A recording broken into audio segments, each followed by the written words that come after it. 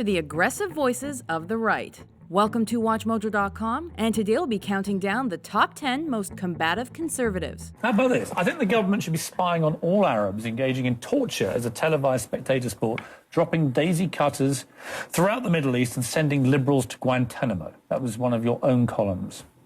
Well, that needs no explanation. Yes, it's beautifully written. Number 10, Christine O'Donnell. I'm not a witch.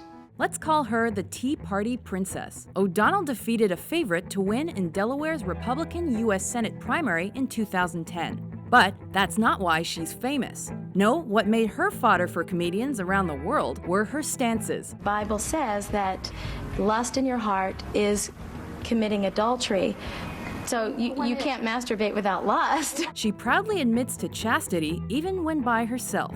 All the time she saves, she spends trying out witchcraft and asking why monkeys aren't still evolving into humans. Number 9, Michelle Bachman. And today, America finds herself in need of an American Iron Lady who's already taken on Barack Obama. Right. What we need is a fearless conservative to defeat Barack Obama's failed socialist policies. This Tea Party queen comes by her title honestly. She claims to know more about climate change than MIT scientists. She has adopted more than 20 foster children. While she and her husband deny it, he allegedly runs a clinic that cures homosexuality. Though Crazy Eyes was unable to make a dent during the 2012 GOP nomination debates, she still has fervent fans across the nation. If I were president, I would be willing to use waterboarding. I think it was very effective. It gained information for our country. Number 8, Donald Trump.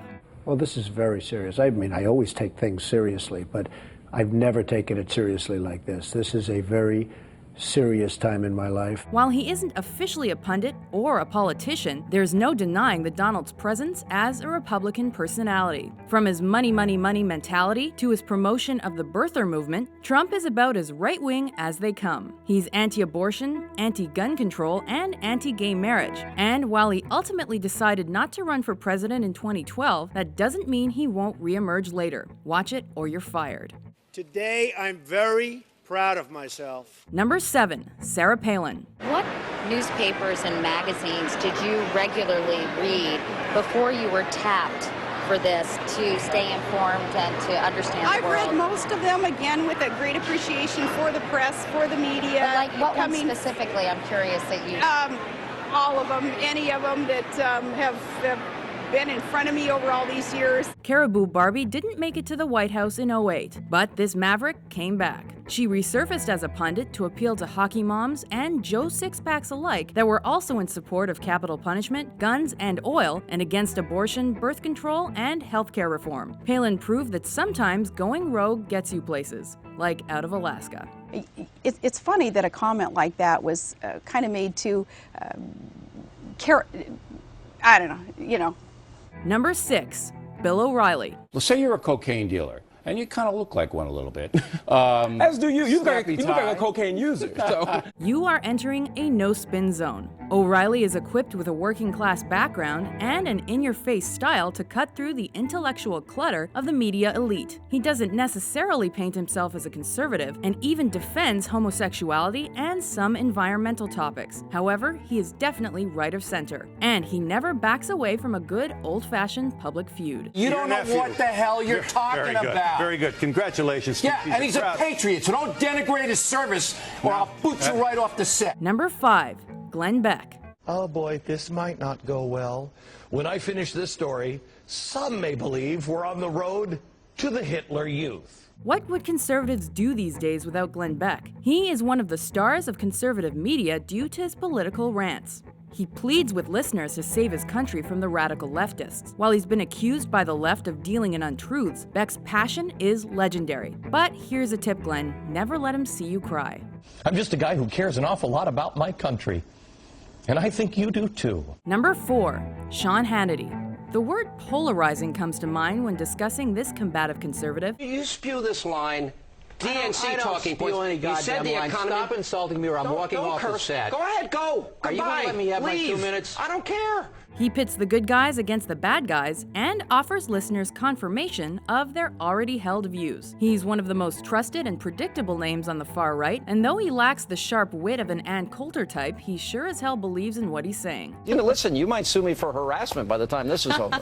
That's right. Number 3, Michael Savage. Like most entries on this list, you either love Michael Savage or you hate Michael Savage. He's become one of the most listened to radio hosts in America through his show, The Savage Nation, and has been accused of using that platform to promote extremism and hatred. You'd better not admit to being a liberal in his presence, or he just might accuse you of being mentally disturbed. And don't even get him started on autism. Now the illness du jour is autism.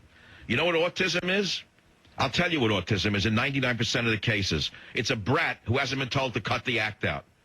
That's what autism is. Number 2, Ann Coulter. What do you mean, knowing that there are jailed journalists? I think there should be more jailed journalists. Coulter's views can be summed up by one of her book titles. If Democrats had any brains, they'd be Republicans. She lives and breathes that idiom and causes mega controversy every step of the way. Aside from offending 9/11 widows and calling John Edwards dirty names, she is constantly stirring the pot. Even some conservatives equate her to nails on a chalkboard. I know you're trying to imitate Alan Combs, but at some point he does let me answer. Let's go, Michael, why don't we talk about the things that the Democrats actually are doing about the... Number 1, Rush Limbaugh. She doesn't even have a reason to boo yet, but you might. El Rushbo is as conservative as you get. Limbaugh has been a leader in conservative media for decades and has been bringing a special brand of sarcasm to his loyal ditto heads ever since. He's pro-death penalty, anti-feminism, critical of climate change, and staunchly against illegal immigration. While liberal Senator Al Franken may call him a big fat idiot, there's no doubt his unapologetic yelling appeals to faithful right-wingers. Let's see if you can run your little TV network for 30 days without doing a single story on me. And then let's take a look at your ratings during those 30 days. F you.